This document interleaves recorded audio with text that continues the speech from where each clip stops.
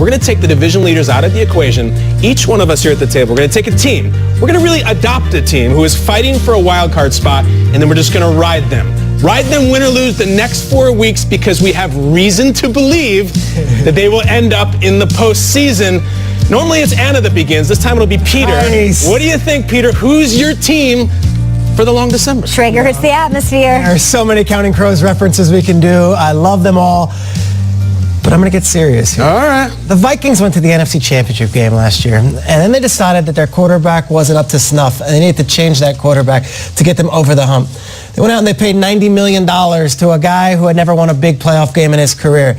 That guy's Kirk Cousins. And this weekend, they go to Seattle in a Monday night game where everybody in America will be watching, not just to see who will win, but to see what that quarterback is made of. We love Kirk Cousins on the show, but if he wants to erase any stigma to his name, if he wants to erase any negativity hovering around that salary, the long December is when he's going to do it. Let's look at the Vikings schedule real quick here. Here's my pep talk to Kirk Cousins and that Vikings offense.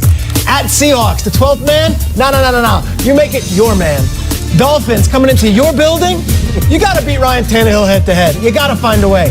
At Lions? No, you can't lose that game. You have to win that one. And then lastly, the Bears. The Bears in your building. The Bears who have perennially been at the cellar since you have gotten in the league, Kirk Cousins. The Bears that the Vikings have owned the last few seasons. The Bears that should not be dominating that division the way they are. This was supposed to be the Vikings season. This was supposed to be Kirk Cousins' year. This was supposed to be the season that Minnesota turned it around. Yeah. Right now, the Vikings, they're just another mediocre squad in the group of many. It's time for the Vikings to forget what's happened thus far and to use December as their reason to believe. Let's go here. Okay. You're taking them under your wing. Vikings are my team. Let's go, Vikes. Maybe this year will be better than the last. Under my wing. That's the Vikings under my wing. All right. That's it. Adams, who are you going to adopt? Oh, let's see. The past 3 weeks, I got to say, I am accidentally in love with the Broncos. Okay. Shrek They soundtrack. are beating great teams, and they've had such a tough schedule. Why do I love the Broncos? Why am I adopting them as my December team? Let me count the ways. It all starts with their defense. Of course, Chris Harris injury, not a good thing, but Von Miller is on a 7-game sack streak. He's doing his thing, and when he's not, Bradley Chubb is doing it. Their rookies and their veterans are balancing each other out. And Case Keenum's playing way differently than we've seen him play recently. 8 straight games with interceptions to start the season. The last 4, he hasn't thrown a single one because he's trusting people. He's doing his thing. He's giving it to Phillip Lindsay, who's incredible. We could say all the things we love about him, and he leads the league in yards per carry. When they gave him the game ball, Shrags, he gave it to his offensive line. I love that. There's everything Got it this all kid going does is amazing, and he's going to be huge for them in making a playoff run. Lastly, their schedule has been brutal this season. They had to face the Rams, that was a loss, Chiefs twice, but it's all going to pay off because this is their remaining schedule. They got to go to the 49ers. Matt Breida is out. I think they'll win this one easily. Browns, at Raiders and Chargers. They could win out. And having that hard schedule, they're still sitting at 6-6 with 2 huge wins over the Chargers on the road and against the Steelers and just this past week. So I feel like with that schedule, they're going to make a run. They have what it takes. Okay. All right, let me jump in. And they're playing like they're playing for their coach. Like you can just see it the past couple weeks. Let me jump in. I'm going with my former team, the Seattle Seahawks. You talked about Bobby Wagner earlier in the show, and you said he is his own Legion of Boom. I mean, with that pick six, him filling up the stat box, he is the anchor of that defense. So that defense is heating up. And of course, that offense is fantastic. I mean, it really doesn't get better than what they're doing per game, rushing the ball, averaging 148 yards. That leads the NFL. And how about Russell Wilson? Russell Wilson, 24 TDs, just 2 interceptions in the last 10 games. You're saying, Nate, well, that's the last 10 games. I'm glad you said that. You want to talk about the month of December? Yeah. Russell Wilson, the month of December, since 2012, only Tom Brady has more wins. Tom Brady, the GOAT! Okay? But Russell Wilson, the month of December, here's something Tom Brady doesn't have. He has the highest passer rating since 1970. Yeah, that's Russell Wilson, 103.3. Now let's talk about this schedule, the remaining schedule, if you will. They play Minnesota, okay, at home. You got the 49ers. That's a winnable game. You have the Chiefs at home. And then the Cardinals at home. I don't know if you guys ever been to Seattle. It's a tough place to play, especially this time of year. It gets a little chilly. You have Russell Wilson, who's so good, and that defense. Oh, that defense starts playing so well. So I wrote a little something, a little poem. Here we go. Let's do it. Can I have my camera? Here we go. Take this, Adam Duritz. Little spoken word about my Seahawks. As the weather gets colder, our defense gets stronger.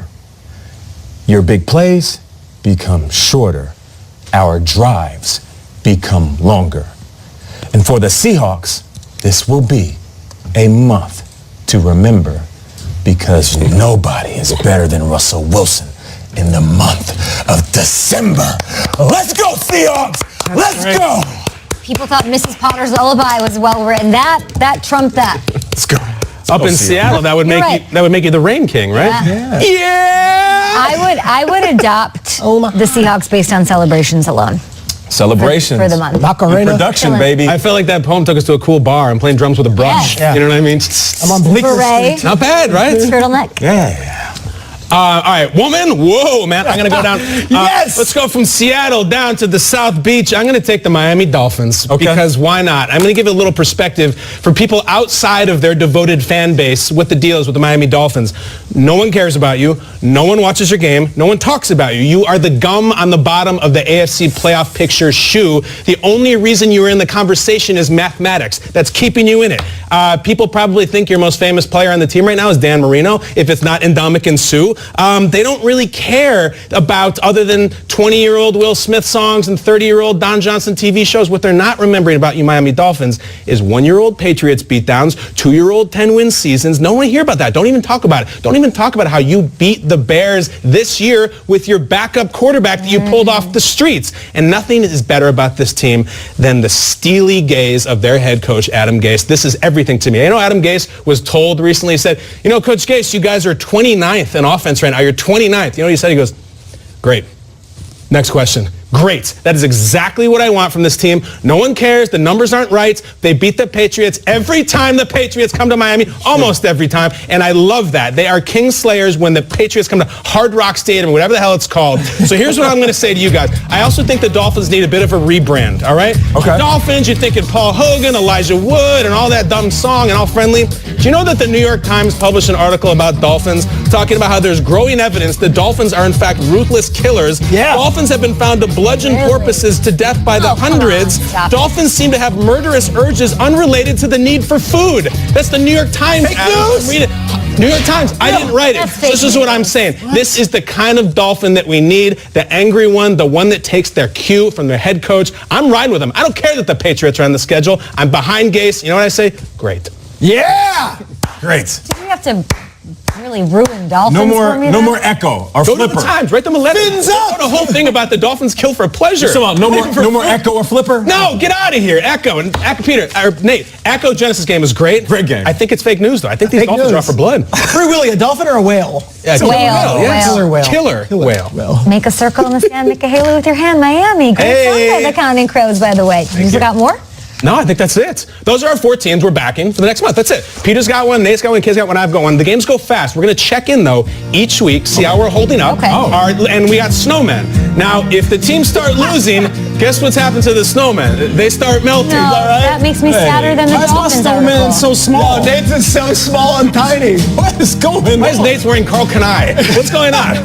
We'll see how the snowmen hold up. Kyle says Janko jeans on. What is going on? Mine's cute. I I like like that one. We'll see it. Philip Lindsay, cool too. We each have our team. No matter if they lose the next 3, the next 4, those are our snowmen. So if they Thick and lose, thin. the snowman will start melting. Remember when Frosty starts melting, it That's gets real sad. dark. Real dark. The Bruce Willis movie? Yeah, sure, all of them, yeah. That frosty one, yes. That's the one. Those are our guys. All I think about is a dolphin coming out of the water. Yeah, And they're going for drawing blood. Oh, the dolphin from, that's an old It's a dolphin coming out of the water. Good drawing. Rough week for the Bengals. No other way to put it. AJ Green, so excited to welcome him back